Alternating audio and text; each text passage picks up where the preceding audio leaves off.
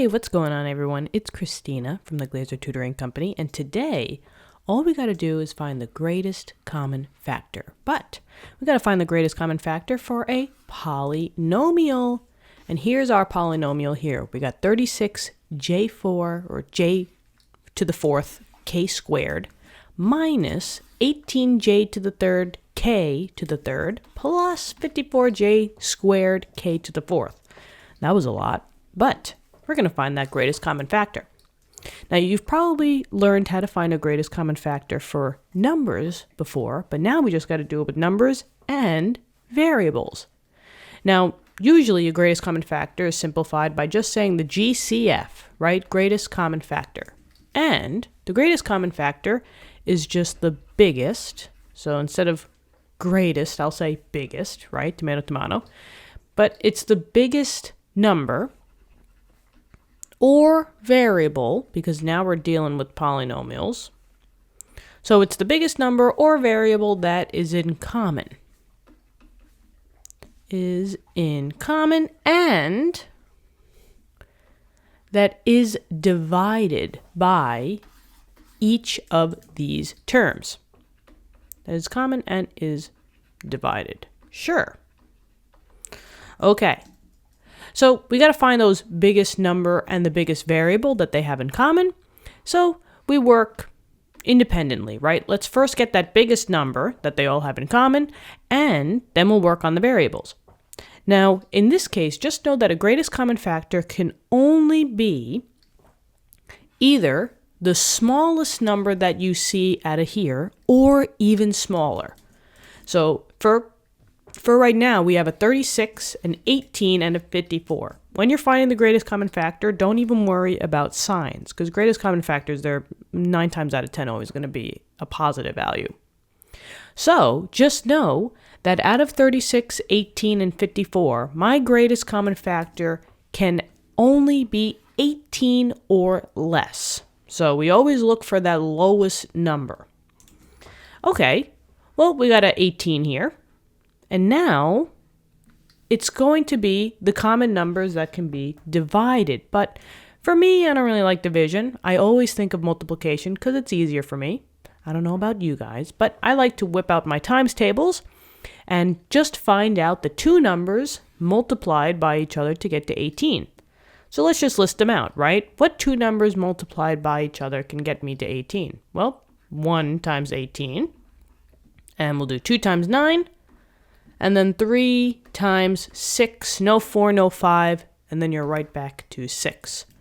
So I only have 6 total numbers here. My greatest common factor in terms of a number has to be one of these 6. 1, 2, 3, 6, 8, and 6, 9, and 18.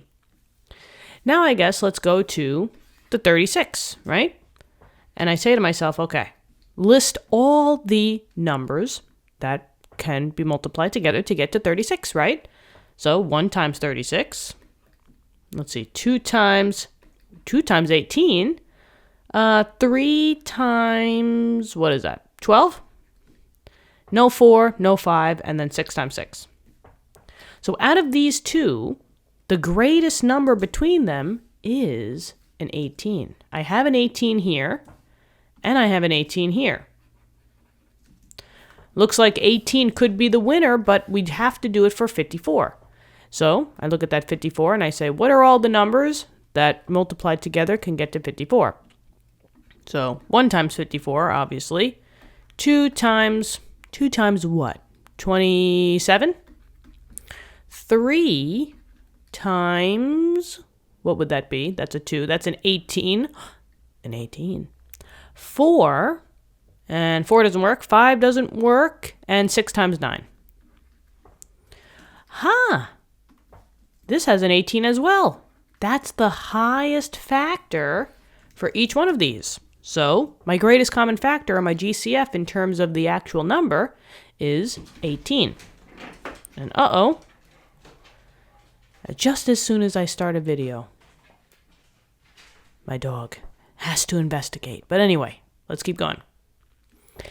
So now let's do our variables. We got the number. Now we just got to do the variables. So just start from left to right, right? JK. Back in the day, JK.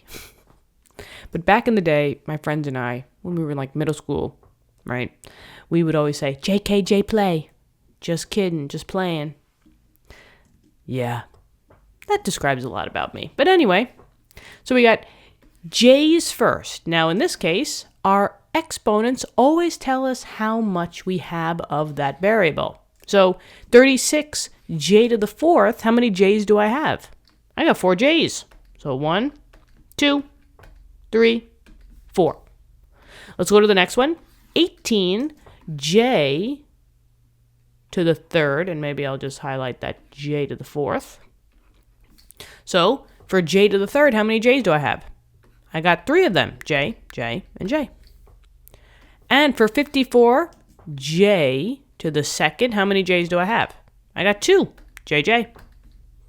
So when it comes to the greatest common factor between these j's, remember you could only pick the smallest number. So in this case, since I only have the 2 j's here, I can only select the 2 from the other ones. Those are what's common between all of these 3 different terms. So only 2 j's allowed. So it would be 18 j to the 2nd that they have in common. Now let's do the same for the k's. 36 j to the 4th, k squared. How many k values do I have? I got 2, so kk. 18 j to the 3rd, k cubed. So we have 3 k's here. And then 54 j to the 2nd, k to the 4th. So I have 4 k's. And now remember, you only have the lowest number that they share in common.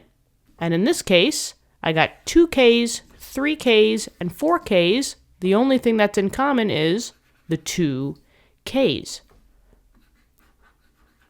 Okay. So how would I write that? Yeah. Let's put it down here.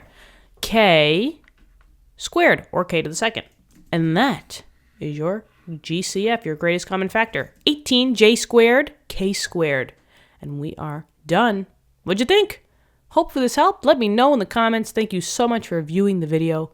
Subscribe to the channel if you haven't already. Thank you so much for coming here. My brother and I, we really do appreciate all you guys, and we're so thankful that, we can help you guys, and we're so thankful that you guys, come here and watch the videos. So, yeah.